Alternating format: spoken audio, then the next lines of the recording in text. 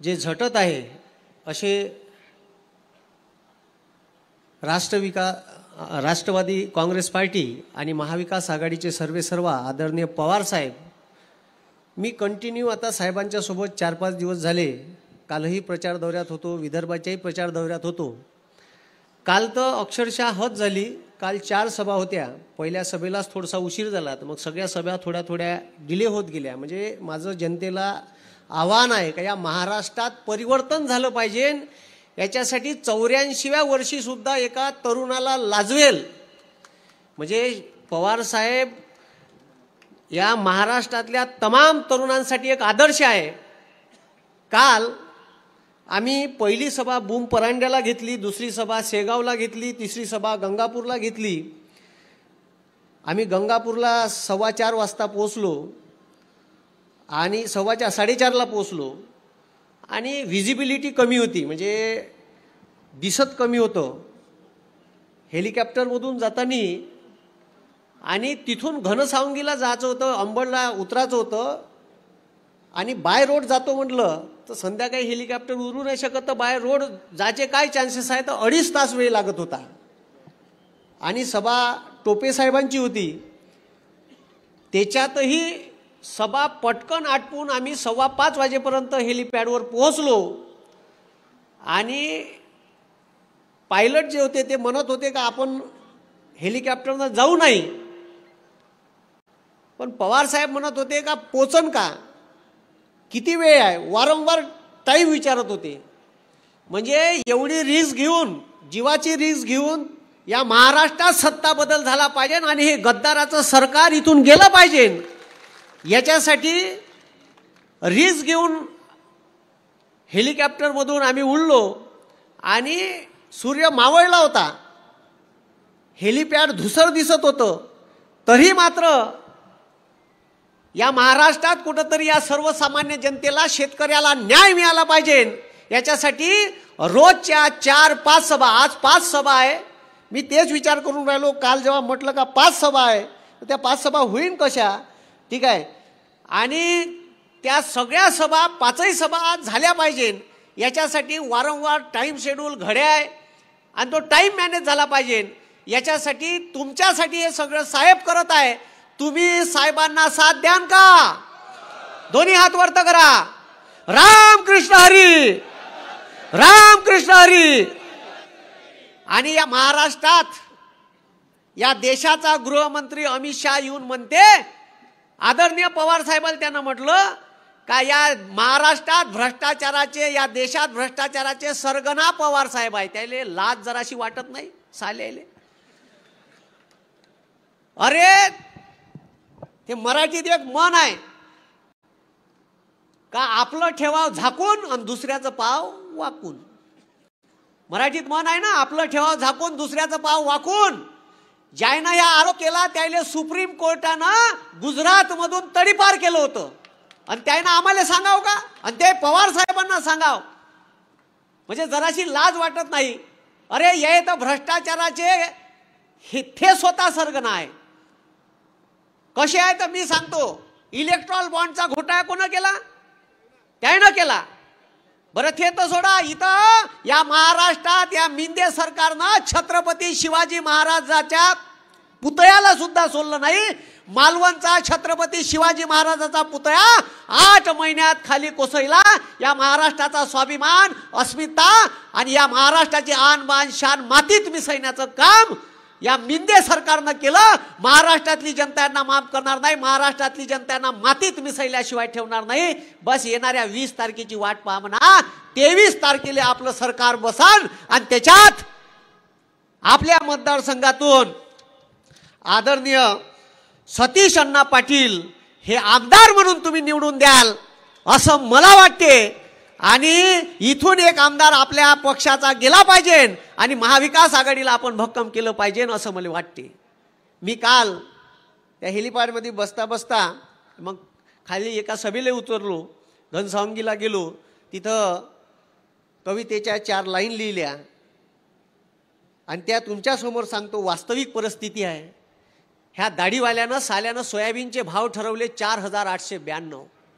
हमी भाव 2014 घोषणा केली होती, जेव्हा माझ्या बापाचं सोयाबीन निघते तर अमेरिकेतून 12 लाख टन सोयाबीनची ढेप आयात करते, ऐन सप्टेंबर महिन्यात करते. 12,000चं सोयाबीन 4,000वर येते. तुरी निघाल्या तर तुरीची डाळ इजिप्तवरून बोलावते साले, त्याले मापदंड नाही, काही नाही. दुसऱ्या वर्षी 32 रुपये किलो ते भोगदाड पडलेली कंट्रोलली विकते साले हे डाळ.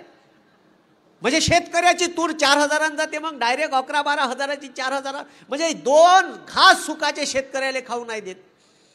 मग का नाही करत तो शेतकरी आत्महत्या? कापूस निघाला, मागच्या वर्षीच्या 100 लाख गठानी शिल्लक असताना यावर्षी पुन्हा 22 लाख गठानी या मोदी सरकारनं ब्राझील, ऑस्ट्रेलिया आणि आफ्रिकेतून बोलावल्या आणि आपले कापसाचे भाव पाडायचे याचे फुल प्लॅन आहे. हे लक्षात घ्या. पुन्हा जर शेकून घ्यायची नसन गरम फडक्यानं, घ्यायची आहे का? नाही ना, तर घ्यायची नसन तर महाविकास आघाडीच्या बाजूने मतदान करा आणि आपल्या मतदारसंघातून सतीश अण्णा पाटील यांना तुतारी या चिन्हासमोरचं बटन दाबून जास्तीत जास्त मतानं विजयी करा. म्हणून ते कविता मी तुमच्या समोर सादर करतो. माया बापाच्या सोयाबीनले नाही भाव, माया बापाच्या सोयाबीनले नाही भाव, अन दाढीवाला आखते शेतकऱ्याले मारण्याचा डाव, अन दाढीवाला आखते शेतकऱ्याले मारण्याचा डाव. ते चोर आता तुम्ही पाहिलं असन, या देशात एअर इंडिया इक, इंडियन रेल्वे इक, भारत पेट्रोलियम इकायला काढली होती साल्यानं. बँका 26 बँका नॅशनलाइज होत्या इंडियात, 10 ठेवल्या, फक्त 10 ठेवल्या. समजलं का? तिकडं IDBI भारत सरकारची bank, industrial development bank of India 57,000 crore रुपयाचं कर्जात डुबवली तिले. थे एंड्रिंग पिऊन मरून राहिली बँक. आता LIC फायद्यात, तर तिले म्हणते का तू हिचे शेअर घे, म्हणजे थे मरून राहिली तूही मर.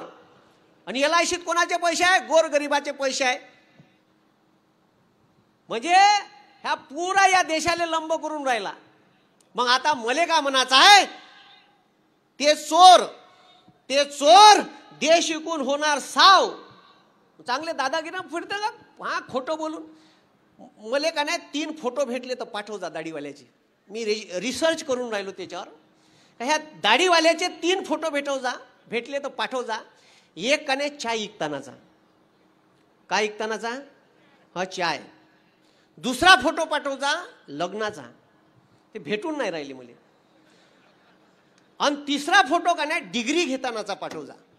हे 3 फोटो बापूसाहेबाचे गायब आहे.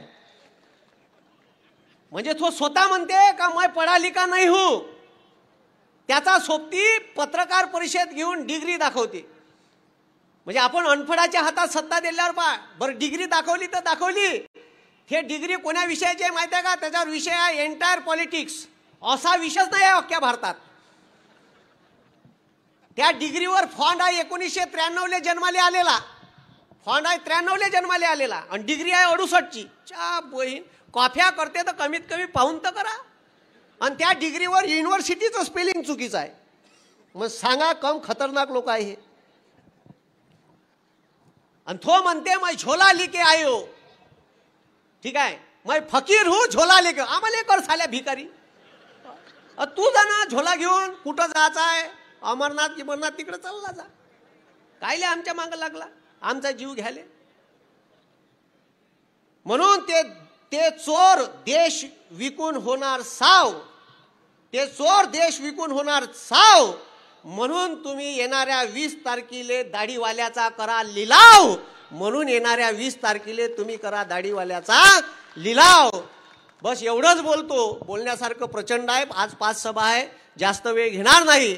फक्त एवढं लक्षात ठेवा का ह्या ज्या आमच्या लाडक्या बहिणी आहे यायले 15 लाखाहून 1500 रुपयावर आणलं. किती रुपयावर आणलं? 1500 रुपयावर आणलं. आणलं ना? हो. आणि 1500 रुपये देऊन राहिले. यायनं खर्च केले. का केले? खर्च केले. आणि जवाई लंगलंग हिंडून राहिला. बहिणीले पैसे भेटले. अन जवाई वावरात मरमर मरून राहिला. त्याला लाईन नाही आहे. 8 तास लाईन दिवसान, 8 तास लाईन रात्री आहे. अशी शेतकऱ्याची विदारक अवस्था आहे. उद्योगपत्याले लाईन आहे. या उद्योगपत्याले 3 लाख करोड रुपयाचं कर्ज या दाढीवाल्यानं माफ केलं. पण माझ्या शेतकरी मायबापाचं 1 लाख करोड रुपयाचं कर्ज माफ करायला साला या पैसे नाही आहे म्हणते. हे लक्षात घ्या. पवार साहेबांनी का केलं म्हणते, तर पवार साहेबांनी तेव्हा भारताचे पंतप्रधान होते मनमोहन सिंग आणि कृषी मंत्री होते आदरणीय पवार साहेब. या देशातल्या शेतकऱ्याची 2009 70,000 करोड रुपयाची कर्जमाफी केली. या शेतकऱ्यासाठी सबसिडीवर फळबाग लागवड योजना सुरू केली. तुम्हाला ड्रीप तुषार सिंचन याच्यावर सबसिडी कोणा चालू केली, तर पवार साहेबांनी चालू केली. आणि महिलांना सन्मान कायले म्हणतात, 1500 रुपयानं महिलाचा सन्मान नाही होत. ठीक आहे, 1500 रुपये पुरत नाही, दिवाळीचा किराणा नाही झाला, त्याच्यात झाला का नाही झाला. आणि तो कवाय पैसे मागू शकते वापस, मले मागतले त्यानं. हो, मला एक शेतकरी सन्मान योजना 6,000 रुपयाची भीक द्यायची योजना लॉन्च केली होती या सरकारनं. मले ठीक आहे, वरून आदेश होते तलाठ्याला 2018च्या अगोदर 19च्या इलेक्शनच्या अगोदर ते योजना चालू केली. तलाठ्याला सांगितलं ज्या शेतकऱ्याच्या नावात सातबारा आहे त्याच्यावर पैसे पेलवास आले, सुस्ती नका करू. दिले पैसे, माझ्या अकाउंटवर टाकले. मला बरं वाटलं, 3 वर्ष पैसे आले. 3ऱ्या वर्षी वर्धेचा तहसीलदार मला एक लेटर पाठवते, नोटीस, का तुम्ही इन्कम टॅक्स भरता म्हणून तुम्हाला पैसे घेता येत नाही, वापस भरा. गेलो तहसीलदाराकडे.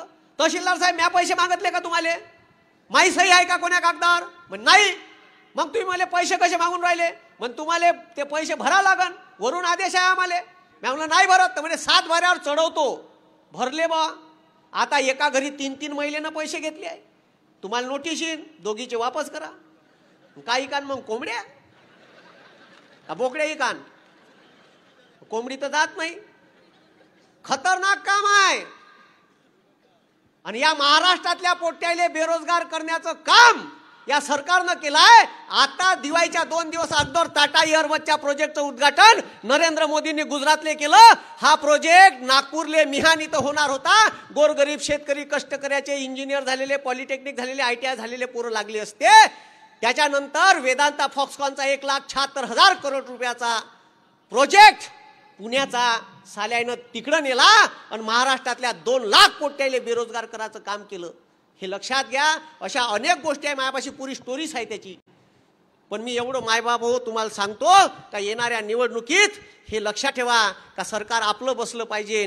पवार साहेब सर्व जाती धर्मातल्या लोकांना घेऊन चालतात. कधीच पवार साहेबाचं असं वक्तव्य नव्हतं, हम बटेंगे तो कटेंगे, कधीच नाही केलं. ठीक आहे, पुरोगामी विचार घेऊन चालणारे आमचे नेते आहेत. आणि या महाराष्ट्रातल्या तमाम जनतेला आणि या भारतातल्या तमाम जनतेला ठीक आहे, मी आवाहन करतो महाराष्ट्रातल्या सर्व लोकांना की तुम्ही येणाऱ्या निवडणुकीत महाविकास आघाडीच्या बाजूनं मतदान करा.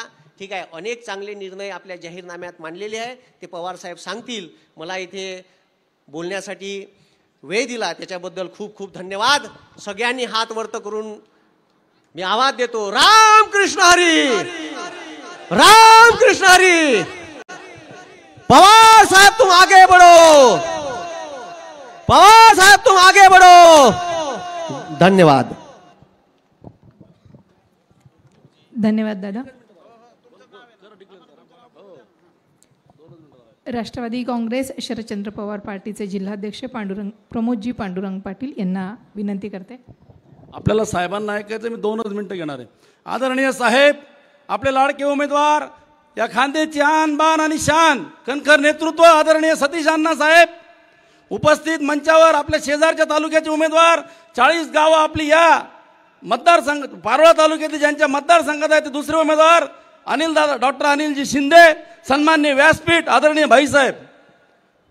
हा तालुका साहेब 100% शेतकऱ्यांचा तालुका आहे. गेली 2 वर्ष 6 ते 6.5 हजाराच्या वर माझ्या शेतकऱ्याला कापसाचा भाव मिळाला नाही. 3ऱ्या वर्षाचा कापूस घरात येतोय आणि कराळे गुरुजींनी सांगितल्याप्रमाणे माल घरात यायच्या आत 22 लाख गाठींची आयात झालेली आहे. शेतकरी मोठ्या आशेने साहेब आपल्याकडे पाहतोय. या महाराष्ट्रातल्या शेतकऱ्यांनी ठरवलेलं आहे की या ठिकाणी पवार साहेबांच्या विचारांचं सरकार आणायचं आहे. पवार साहेबांच्या विचारांचं सरकार म्हणजे 100% शेतकऱ्याचं सरकार, 100%. हा शेतकऱ्याला विश्वास आहे. आणि म्हणून महाराष्ट्रातला शेतकरी साहेब ही निवडणूक फक्त साहेबांच्या विचारांचं सरकार बसवण्यासाठी सज्ज झालेला आहे. आणि त्याचं जे या ठिकाणी उदाहरण आहे साहेब, मी जास्त वेळ घेणार नाही. जाहीरनाम्यामध्ये काही गोष्टी सांगण्यात आलेल्या आहेत आपल्या, की शेतीमालाला हमी भाव दिला जाईल, 1,500 ते 3,000 रुपये महालक्ष्मी योजनेमध्ये दिले जातील. ते देताना जीवनावश्यक 5 वस्तूंचे भाव वाढणार नाहीत. आणि आदरणीय साहेबांनी ज्या हिंदुस्थानात छत्रपती शिवाजी महाराजांनंतर पहिली कर्जमाफी दिली, शेतकऱ्याचं हित पाहिलं, ती होती त्यावेळेला 72,000 कोटीची, आणि आता साहेबांचा शब्द आहे 3 लाखापर्यंतचं कर्ज माफ फक्त अंगठा टेकून. आणि म्हणून काही गोष्टी जाहीरनाम्यातल्या आदरणीय साहेबही सांगतील. या निमित्तानं मी एवढंच सांगतो की आपल्याला पवार साहेबांच्या विचाराचं सरकार आणायचं आहे, पर्यायानं शेतकऱ्यांचं सरकार आणायचं आहे, एवढी कळकळीची विनंती करतो. आणि आपला खांद्याचा लढाऊ नेता आदरणीय अण्णासाहेब पुन्हा एकदा ताट मानेनं विधान भवनात जाऊन या जिल्ह्याचं नेतृत्व करण्यासाठी अण्णांना आपल्याला पाठवायचं, एवढं या निमित्ताने सांगतो आणि थांबतो. धन्यवाद. रामकृष्ण हरी. धन्यवाद दादा. यानंतर राष्ट्रवादी काँग्रेसचे माजी प्रदेश अध्यक्ष माननीय अरुणभाई गुजराथी यांना विनंती करते की त्यांनी आपलं मनोगत व्यक्त करावं. मी त्यांना समोर आमंत्रित करते.